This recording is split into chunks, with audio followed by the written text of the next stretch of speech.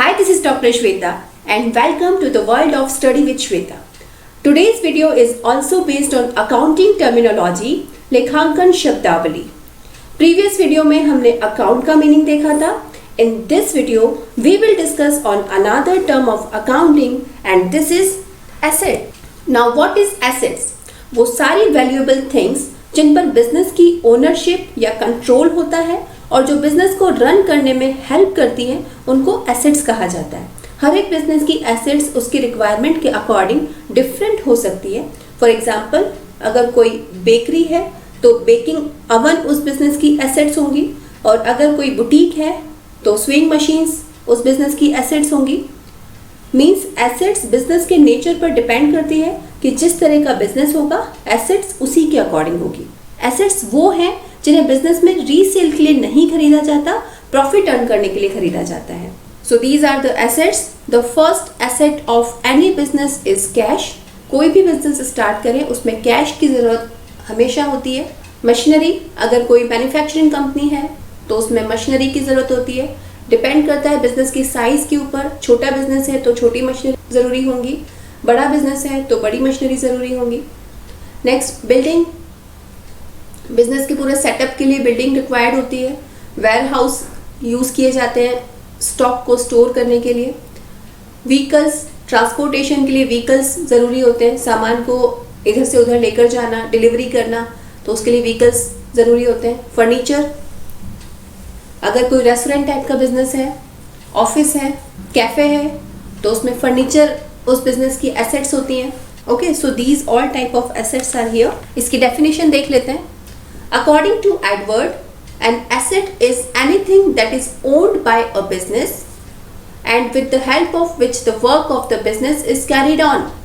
Edward के अनुसार संपत्ति वह सब कुछ होता है जिस पर व्यवसाय का स्वामित्व होता है. मतलब बिजनेस ने उसके ऊपर अपनी ओनरशिप रखी हुई है, बिजनेस का पूरा कंट्रोल है उन सारी चीज़ों के ऊपर, और जिसकी सहायता से with the help of these type of things जितने भी बिजनेस वर्क हैं, बिजनेस एक्टिविटीज़ हैं, उनको कंप्लीट किया जाता है और प्रॉफिट अर्न किया जाता है. Okay, so this is the classification of assets. Business में बहुत सारे टाइप्स की एसेट्स होती हैं जिनमें से फर्स्ट है फिक्स्ड एसेट्स, स्थायी संपत्तियाँ. ये वो एसेट्स हैं जिनको बिजनेस में प्रॉफिट अर्न करने के पर्पज से लॉन्ग टर्म यूज़ के लिए मीन्स मोर देन 1 ईयर के लिए परचेज किया जाता है. जैसे land, building, machinery, furniture, tools, vehicles etcetera. ये वो एसेट्स होती है जिनको बहुत जल्दी कैश में कन्वर्ट नहीं कर सकते. नेक्स्ट इज करंट एसेट्स या फ्लोटिंग एसेट्स. इनको अस्थायी संपत्ति या चल संपत्ति या चालू संपत्ति भी कहा जाता है. इन एसेट्स को यूजुअली 1 ईयर के टाइम पीरियड में कैश में कन्वर्ट कर सकते हैं. For example, cash in hand, cash at bank, stock. जो स्टॉक आपके पास है उसको आप सेल करके कैश में कन्वर्ट कर सकते हैं. बिल्स रिसीवेबल, जो बिल्स आपने रिसीव किए हुए हैं उनको आप with in 1 year time period में कैश कर सकते हैं. डेटर्स, वो लोग जिनको आपने सामान दिया है या कैश दिया है, उनसे आप 1 ईयर के टाइम पीरियड में वापस ले सकते हैं अपना अमाउंट. प्रीपेड एक्सपेंसेस, वो एक्सपेंसेस जो आपने एडवांस में पे करके रखे हैं वो भी करंट एसेट्स में ही इंक्लूड होते हैं. नेक्स्ट इज फिक्टिटियस एसेट्स, अवास्तविक संपत्तियां. इनको नॉमिनल एसेट्स भी कहा जाता है. इन एसेट्स की कोई एक्चुअल वैल्यू नहीं होती बट टेक्निकल बेसिस पर ही इनको एसेट्स माना जाता है. इनको बैलेंस शीट के एसेट साइड में तब तक प्रेजेंट किया जाता है जब तक कि इनकी अमाउंट को प्रॉफिट एंड लॉस अकाउंट में राइट ऑफ नहीं कर दिया जाता. For example, preliminary expenses. Business को स्टार्ट करते टाइम आपने स्टार्टिंग में एडवर्टीजमेंट और मार्केटिंग पे बहुत सारा अमाउंट एक साथ खर्च कर दिया, तो उस अमाउंट को उस पर्टिकुलर करंट ईयर में शो नहीं करके आने वाले नेक्स्ट ईयर्स में 8 से 10 सालों में उनको थोड़ा थोड़ा करके राइट ऑफ किया जाता है. तो this is fictitious asset. Next example, business में अगर कोई बड़ा लॉस हो गया है तो उस पूरे लॉस को करंट फाइनेंशियल ईयर में शो नहीं करके नेक्स्ट ईयर्स में शो करते रहते हैं. तो this is also fictitious asset. Discount on issue of shares भी फिक्टिटियस एसेट्स का ही एग्जाम्पल है. शेयर्स को इश्यू करते टाइम जो डिस्काउंट दिया जाता है उसको भी धीरे धीरे करके राइट ऑफ किया जाता है. कोई अंडर राइटिंग कमीशन है तो वो भी फिक्टिटियस एसेट्स की ही कैटेगरी में आएगा. फिक्टिटियस एसेट्स को अकाउंटिंग ट्रीटमेंट दिया जाता है, बट ये एक्चुअली एसेट्स नहीं होती हैं। नेक्स्ट इज इंटेंजिबल एसेट्स, अमूर्त संपत्तियां। ऐसी एसेट्स जो फिजिकल फॉर्म में नहीं होती, we can not see, feel और touch them physically.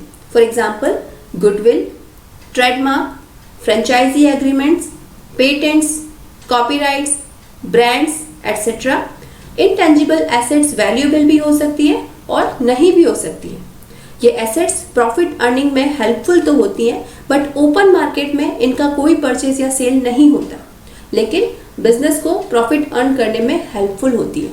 Next is wasting assets, क्षयी संपत्तियां। Those assets which have limited life, वो एसेट्स जिनकी वैल्यू उनको यूज करने पर या टाइम के साथ साथ कम होती जाती है, उनको वेस्टिंग एसेट्स कहा जाता है। For example natural resources, gas, oil wells, इनको जैसे जैसे यूज करते जाते हैं वैसे धीरे धीरे करके वैल्यू इनकी कम होती जाती है, खत्म होती जाती है।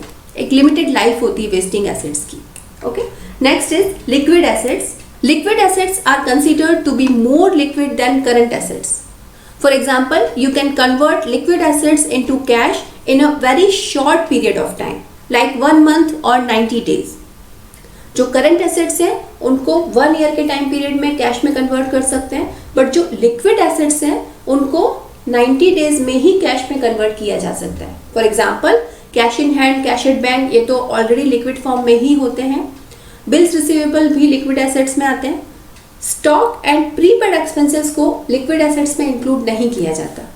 तो जो लिक्विड एसेट्स हैं वो तो सारी करंट एसेट्स होती हैं, बट जो करंट एसेट्स हैं वो लिक्विड एसेट्स में इंक्लूड नहीं होती। Okay, this was a simple introduction of assets. Thank you so much. Please like the video and subscribe the channel. And if you want any other video on any other topic of commerce, you can write in the comment box below. Stay connected, keep watching and learning. Thank you so much.